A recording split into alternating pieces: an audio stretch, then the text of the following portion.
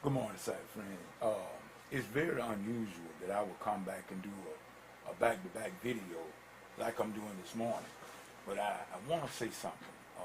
On yesterday, we had, like I said, we had choir rehearsal at my third Sunday church, Pine Grove.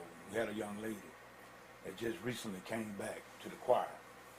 And matter of fact, I'm not for certain whether she just coming back to the church or not, but I know she made mention that she was just coming back to the choir and was trying to do the best she could to do what's right and to make it work. She said, this time. And I was just sitting at the keyboard and I just listened and as everyone was discussing and congratulating and trying to encourage her. And she was talking to another couple of young ladies in the choir and she was telling them that, we know that y'all is yet, some of you yet doing some things that you that probably should not be doing, but that's all right. In other words, she said she don't claim to be no super Christian. And I was just sitting there and I was loving every minute of it because what she was saying was so real. In other words, Jesus, I got a feeling of what Jesus probably felt like when he came upon the sinners that he met during his lifetime on this world. And she said, and I mean she was real with it. She wasn't playing. She said, I know that I got some things that I'm yet doing that maybe not so much great in the eyesight of the church concerned, but I can't help that. I'm dealing with this here thing one step at a time. And I just sat there, I didn't say a word.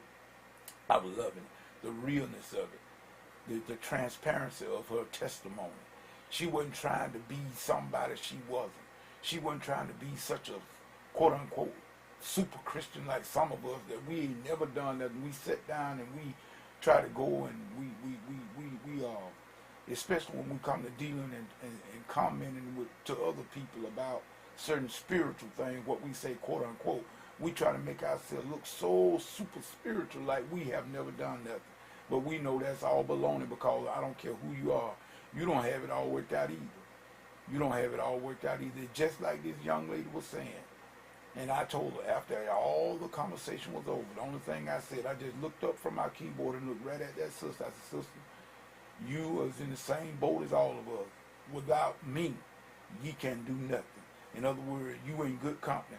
Just remain what you are. Stay in Christ.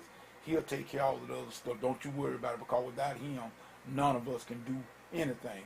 And that's how come I came back. I thought about that. We need to be very careful how we just sit around and we get our chest all poked out like we doing such a great thing. Like we just got everything figured out and we could just tell everybody that look, you do it the way I'm doing it. No, you do it the way Christ doing it. That's the way you do it. In other words, Jesus said, without me, you can do nothing. That includes every one of us. We need to get down off out of our horse and thinking that we are doing so much and trying to make others look so small in what they're doing. You can disencourage believers, new converts. You can disencourage them by you sticking your chest out, talking about how much you doing more better than anybody else. You got some issues too. I don't care who y'all. I got some issues. Everybody got some issues. You got some stuff that God is not pleased with yet because he's not finished with us yet. And he won't completely get us finished until he comes and changes us all. So we can just go on, just stop, just get off that horse of superiority and just forget about it. This is Middleman saying peace and goodbye.